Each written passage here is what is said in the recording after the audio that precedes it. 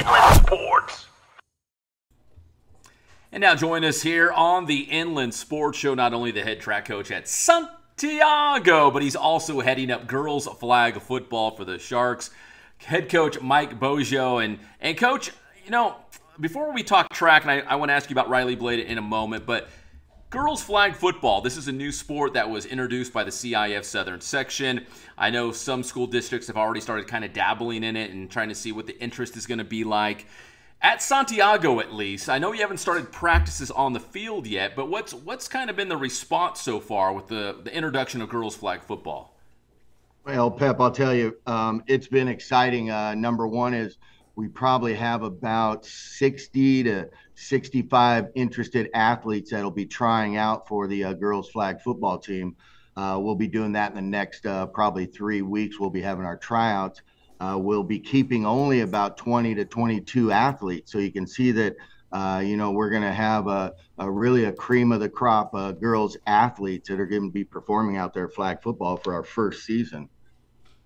So that must be a great thing. Obviously, you know, it's tough to cut athletes that want to play the sport, especially a new sport that you're trying to get off the ground and, you know, create some buzz. But that must be nice to at least be like, okay, we're going to have enough to field the team. Like there is a good response here, like, to move forward with this sport.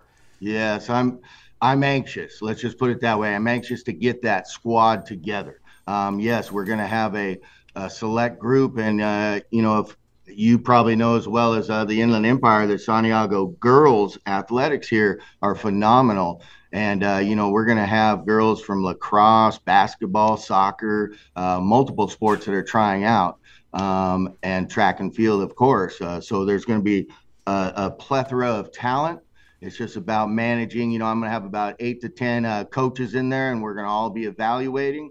And we're going to get those top-notch athletes, and we're going to put it together. All right, Coach Boggio. So if I asked you if you're a football guy, like, are you a football guy? Like, I mean, do you love football? Have you coached football in the past? How are you handpicked to lead the girls flag football program? Yes. Football is my passion. It's only been a subtle transition into track and field. I've been doing it for 10 years in conjunction with football, and then I took over the head job. I probably haven't been on the football field as a coach for the past 3 to 4 years, but 28 years straight was I a football coach. Here I was the offensive coordinator from '01 to '09. Just a lot of experience with football. I'm actually bringing in both my sons, Jeremy and Jake Boggio. They're going to be coming in to help coach, and they have a knowledge of football as well. So it's really a good perspective for these girls to get from coaches that are really in tune with football, passionate about football, and will love to see the sport grow, as you can see in the communities and just throughout the United States. Girls flag football is becoming something very big, and we're on the forefront of it right now. So, Coach, I interviewed CIF Southern Section Commissioner, outgoing Commissioner Rob Wygott a couple of weeks ago, and I think he was saying, if I remember correctly, the plan was hopefully get a lot of school districts to, start fielding girls flag football teams, and as early as, not this season, but the following season, make it a CIF, championship sport. So this upcoming year, is it a year to, do like a trial run and, get a bunch of girls on board and maybe build the buzz on campus so maybe more girls would want to get involved? How do you see this first year maybe leading up to being a CIF championship sport? What do you see this first year looking like? Well, I do see it as a building and really reaching out to communities, letting them get involved with this new sport, shall I say. Not necessarily new, but new to, like you said, the Inland Empire. So this sport alone, just watching it, just going to be able to watch this grow. I know that as we build here, I'm looking at this first season as a new beginning. I'm looking at as our inaugural season, and we're going to come out with guns blazing, shall I say. I mean, we're going to, we have a tough league, period, across any sport. So it's going to be highly competitive. Flag football is a physical sport, even though they use the word excessive, a lot in the rules, but it's like, it's pretty physical as I'm watching film, to get an idea, and it's really more of it's like a 7-on-7 type deal in football, or the guys football, versus the girls flag. So similarities there. I see This year, we are going to just hold to a varsity team. Next year is like you mentioned, as things start to flourish and things, the fire catches on. Hopefully, we build that JV freshman programs and we continue just like our lacrosse did for the past few years. So I do see it growing. I do see us coming out with intention and effort to be successful. Of course, it's not about wins and losses as much as getting these young ladies involved and people know the game of football, but then when you start to talk about the strategy and really the understanding of what you do on first, second, third down against various coverages, this and that, these girls will get some good insight, good strategy, a good understanding of football, and then we hope to just bloom from there. Did you feel like this was a long time coming? Last couple of years, and I've heard a couple coaches say, well, our powder puff games are super popular, and all the girls wanted to play, and we've even seen some high school football teams have girls go out, for the football team. And you mentioned, I mean, you mix in maybe some, I don't know, lacrosse or water polo. These girls are tough. I mean, did you see like the writing was on the wall, like, hey, this is gonna work? Yeah, and especially as you mentioned, we're bringing in multiple athletes from various sports, so flag football becomes a skilled position, a skilled sort of effort out there. I mean, you got to have some, all the intangibles as an athlete. So having this selection of, from like you mentioned, the water polos, the tracks, the lacrosses, the basketball, I mean, it's going to be awesome. And, I do see, the writing on the wall is that this is going to be very big. And as you've probably heard, you have the International Olympic Committee that's really pushing forward to get girls flag football ready to rock when they join us here in 2028 in LA. So I mean, and we have some NAIA schools that are now scholarshiping for flag football, and things are just blooming. So it's not going to be. I see it eventually not being a young lady's secondary sport. Yeah. I see it as their sport, that they're going to be in tune with flag football, and it's going to be awesome. Did you have to do much recruiting, if at all? Like you said, I mean, Santiago is known for having great girls sports. You guys are good at like everything. Was it hard to recruit, or once the the word was out and you guys were going to have girls flag football, it was like, oh man, I don't have to even go find athletes; they're coming to me.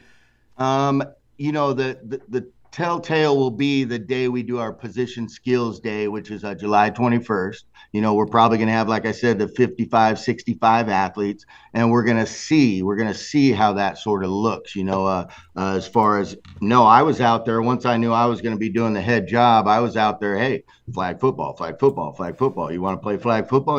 So we had, at a meeting, 60 girls, 65, somewhere around there show up. Now I have those girls on a list. We're going to have our position skills day. We're going to have a tryout the following week. If we have to hold a second tryout, we will, but we got to begin practice July 31st as we roll into August. That only gives us 3 weeks to become awesome, especially here in the Big 8 League. Yeah, to be awesome in the Big 8, that's tough because I say Santiago's great at everything, but it seems like the Big 8 is good at everything, period.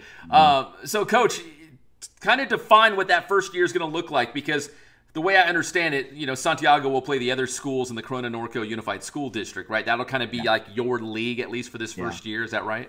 Yes, we will play on Monday nights. All 3 games will be played at the same site. So, all 6 schools in the Big 8, you each got your opponent that night, whether it's a 5, 6, or 7 o'clock game.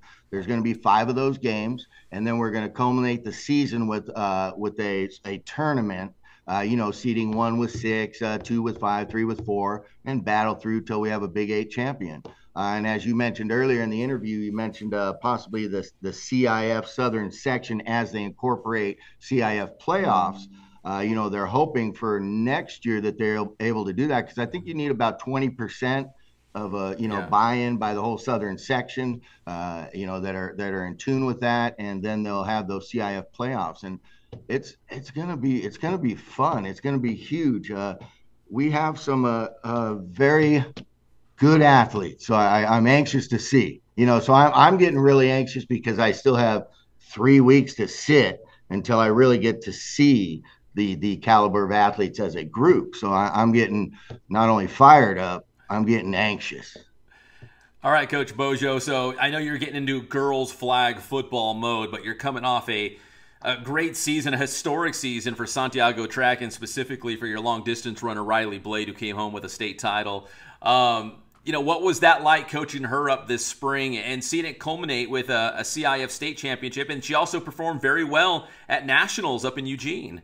Yeah, absolutely. I mean, where do I begin? I've been around her, and I'm going to use that word around her because, I'm the head coach track and field. I work with sprints, hands-on. I give credit where credit's deserved, and Coach Etheridge has been doing a phenomenal job with Riley. I've been working with her since I think 6th or 7th grade, and we've had these conversations because he's my sidekick going to the nationals and everywhere. And he's just like, well, I can't give Riley any sort of workout that she won't or cannot complete with intention, effort, and 110%. I mean, she's phenomenal. I mean, I just can't say enough because it's not only at practice. When you talk about elite athletes, she's hitting the gym. She's going to, some work with the trainers in the morning. She's classroom getting it done. She's getting it done in community. She goes to bed early. She eats right. She does everything. And the season portrayed that. She came out strong. She finished strong.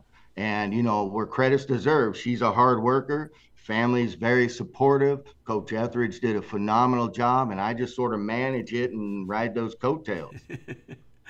Well, they got to be real. I'm not saying you should pry her away from cross country, but if there's some other Riley Blade kind of kids on campus to play girls flag football, that would be pretty nice. Yeah. She could do anything. Yes, for sure. And our overall track season for Santiago Sharks, we've been building. We're up to 180 athletes, probably 200 plus next year. And we're developing that depth. And we're going to be competitive out there across Southern Section, period. And we had quite a few bodies moving through CIF this year. We expected a few more, and we'll get a few more next year. But that as the spotlight rose on Riley, as she continued, getting number 1 in state in the 3,200, with that strong finish is just phenomenal. Heading to nationals, getting 5th in both the mile and the 2 mile. In the nation, so she's part of the All-American team in both. Just awesome. And the facility up there, I can't even mention that. Hayward Field's amazing. Tracktown, right? Tracktown, USA up there. Oh, it was awesome. Well, Coach Boggio, listen, I really appreciate the time. We had Riley on the show a couple weeks ago. She was awesome, and then you hit me up to talk about some girls flag football, which I was looking around. I was like, I got to find a local coach to talk about some girls flag football, which is coming up, and the stars aligned, and we were able to connect here. So I really do appreciate it. Oh no, I appreciate the time. I'm getting excited. I need somebody to talk to it about. So anyways, Coach Boggio, listen, I really appreciate it. Best of luck to the Sharks this season, and I do appreciate the time. All right, I appreciate it, Pep, and go Sharks. Yes, sir. Mike Boggio, the head track and field and girls flag football coach at Santiago here on the Inland Sports Show. All right, thank you, man. Thanks for clicking on this Inland Sports video. If you're a local business or an organization and you'd like to promote here on the Inland Sports Show, just send us an email, inlandsportshow@gmail.com.